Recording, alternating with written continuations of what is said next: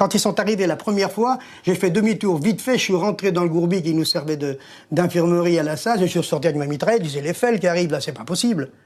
Je les ai vus. Ensuite, ça tabassait. Vous avez vu faire quoi? Alors, tuer. D'abord, première chose, il faut aller crescendo. D'abord, ils rentrent dans le village. Ils rassemblent les hommes, mais avant de les rassembler, ils les prennent un par un. Le couteau sous la gorge, tu me donnes tes sous. Déjà, ils pillent. Ensuite, ils viennent à la djemma. Ils sont réunis à la djemma. La djemma, c'est? La djemma, c'est le lieu, c'est notre mairie. C'est le lieu, pas notre mairie, mais le lieu de rassemblement. Hein, le lieu de rassemblement, bon. Eh bien, là, les hommes sont rassemblés là. Celui qui marche pas assez vite, on le tue.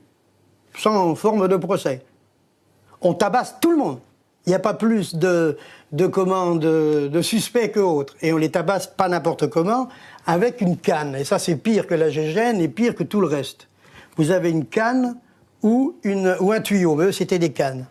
Et vous tapez, mais tout doucement. Il ne s'agit pas d'aller taper un grand coup, vous allez il va tomber dans les pommes, cette fille. On tape tout doucement. Là, je les ai soignés, moi, derrière ces gens-là, à l'infirmerie. Il fallait voir dans quel état c'était. Il y a un dos, le dos n'est plus, il est noir, il est...